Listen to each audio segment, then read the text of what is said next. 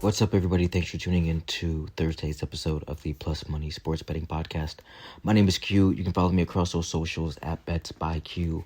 And of course, this podcast is brought to you by Black Sheep Betting, where it is a dog's world. Recap yesterday before we dive into Thursday night football. Parlay missed. We tried something different with Hump Day hitters. But even with that slip up, we're still 2.2 units in the positive on the week. And remember, we placed two future bets yesterday, one on the Mets to win the World Series at plus 2,400 and one on the Cleveland Guardians. I actually got that number at plus 4,000, so 40-1 I got in on the Guardians. I think I gave it out on the podcast at 30-1. But the logic behind those futures were pretty simple. Wanted to jump in before the odds shifted. For Cleveland, the timing was critical. A win over Detroit yesterday was going to be huge in the AL Central race, and that's exactly what they delivered. They now sit a full game on top of the Tigers, which puts them in a good spot and us in an even better spot for a potential hedge angle as the season winds down.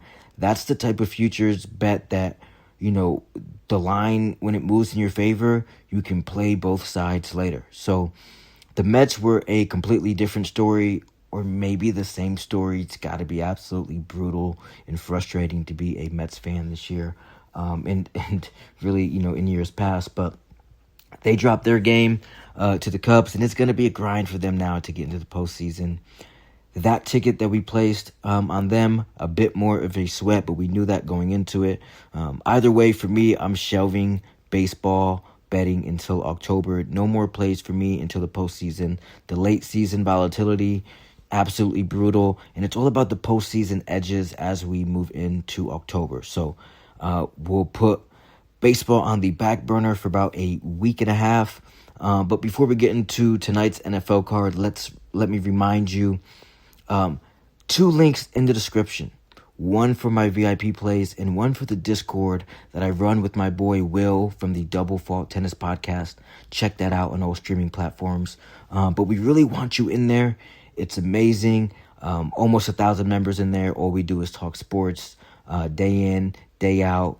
Right now, we're really locked into the Asian swing in tennis, which is perfect for the night owls out there looking to make some extra cheese in the late hours. So don't forget, primetime has been our sweet spot, sitting at 11-2 in primetime plays this year, 3-1 on primetime collab plays, including, multiple 5-unit max plays that cashed last week.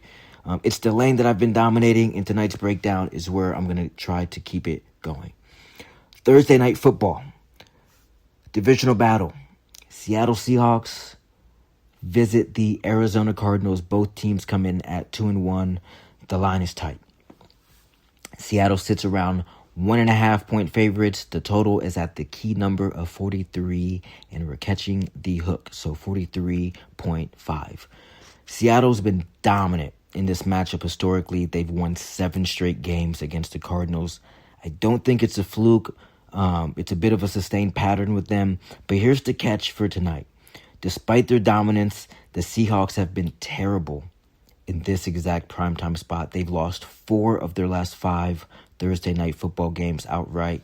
It's been a weak spot for them. Short week, travel, the primetime stage, the lights. They just have not been able to put it together in times past.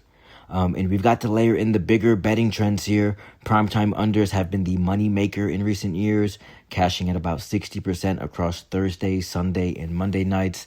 Add in the fact that this is a divisional angle, probably going to have some, less explosive plays. Scoring should be harder to come by. Points are going to be at a premium. You've got multiple factors pushing this kind of towards a grind type of matchup. And let's talk the specifics here, starting with Arizona. Obviously, the biggest storyline here is James Conner is done for the year. Massive blow to them. His ankle fell off of his body last week. Just brutal for them. He's been their engine on the ground, their stabilizer, the guy who kind of makes everything easier for Kyler Murray. Without him, they're left with Trey Benson and a committee approach. It's not the same, but, Trey Benson is not a slouch. I guess have your eye on him on some rushing props today, because he's going to be key in taking some of this pressure off of Kyler Murray. Look for him to get involved in the passing game as well. Because, look, Seattle's defense, especially their run defense, it's pretty stout. So it's hard to see Arizona getting consistent push up front. That forces the offense into Kyler Murray's hands. On one side, you might see him, probably rack up some scramble yards. His rushing prop is worth watching. But overall, I just think it means that he's going to be under heavy pressure all night. Seattle's pass rush will be able to get there. They can pin back their ears, now knowing that they don't really have to respect James Conner on the power runs in between the tackles. Arizona's best hope here is through the air. Trey McBride's their go-to, and Seattle knows it. There's a lot of, narrative around Marvin Harrison Jr. and him not living up to expectations. But let's come back to some of this in the picks. Let's dive into Seattle's offense. Sam Darnold has been pretty solid. Not spectacular like he was, last year in Minnesota. Granted, he's not throwing it to Justin Jefferson, but he is throwing it to Jackson Smith-Njigba, who has been absolutely lights out all season. But Darnold's been efficient, particularly in the play-action situations. He's been hitting his targets in rhythm, finding the pockets in the field. This isn't a team that's going to drop 35 points, unless everything kind of pans out perfectly. KW3, the Michigan State man, he's going to be the motor on the ground for them. I expect his workload to probably be managed here. Arizona's defense, especially on the ground, little bit better than people think. And even if Walker does break one, I don't see a game script where he, gets the rock 20 times unless Seattle is fending off a lead late, which I don't have a side in this one. Okay, I think Jackson Smith-Njigba has been a volume machine for them. He's lined up to probably have a heavy target share again. But Darnold's passing prop hovering around the 220 mark, reasonable, but again, the game script could limit him late if Seattle is controlling the tempo. The offense is capable of grinding out these types of wins, but they're not designed for the firework explosive plays. So let's just zoom back out, layer in some situational angles here for you. Primetime unders, 60% hit rate the last several years. Thursday night is even more tilted towards those grinding, sloppy games.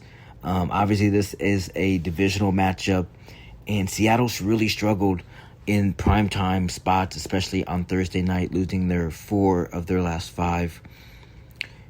So here's how I'm going to attack this one. I'm not going to go with the side here.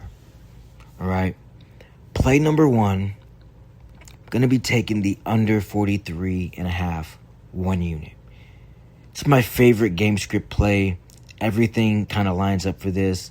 It's the primetime divisional trend, the short week, Arizona's lack of a real ground game, Seattle's kind of methodical offense, and both defenses being able and capable of taking away what the other team is really good at.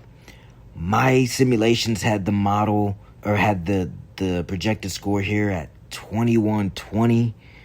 So really, sitting right there at that key number of 41, which, it's essentially right there at that 43 points. So I think that this key number 43 is going to get really hard to get to. And at the end of the game, I'd rather be hoping that a team doesn't score than begging for points. There's nothing worse than being on an over late in the game and just needing everything to go right.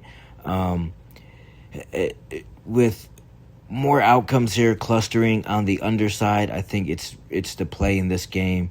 It's the historical trend. It's where the matchups align. 43 seems very hard to come by. Second play. It's going to be a sneaky value spot here, but I'm going to take Torrey Horton, receiver for the Seattle Seahawks, also their punt returner. I'm going to take his over 22.5 receiving yards. He's not a headline player, but that's why his number's pretty low at 22.5 yards. He doesn't need a lot of volume. He just needs the opportunity. My model gives him a 64% chance to clear it. It's the best value edge on the entire board tonight. Defenses will be keyed in on Jackson Smith and Jigba. I think Horton will be able to slip into some soft coverage here. It might take just 1 or 2 catches for him to cash it, or he could cash it, on one play. I was looking at his longest reception being 15.5. I thought that might be a good bet, but I figured I think that he's going to get his 15.5 longest reception, he's probably going to clear this 22.5. So that's the type of prop that I love here. Low threshold, high payoff, lock it in. Torrey Horton over 22.5 receiving yards. Okay, 2 plays on the board, 2 units in play, under 43.5 total points in the Thursday Night Football matchup, as well as Torrey Horton, receiver for the Seattle Seahawks, over 22.5 receiving yards. That's it. 2 sharp angles that fit this matchup. The trends, the simulations, they all favor us. Don't forget, the links are in the description. VIP plays if you want the premium card, and the Discord with Will. We're talking tennis in the Asian swing all night long and sweating this NFL game together. We're sitting up 2.5 units on the week. Futures tickets on the Guardians and the Mets locked in, and an 11-2 run in primetime plays. Let's keep the heater rolling. Enjoy the grind and cash these tickets. I'll see you at the counter. More importantly, I'll be back here tomorrow for Friday. As always, my name is Q from Black Sheep Betting, and I hope each and every one of you hit each and every one of your bets. Peace.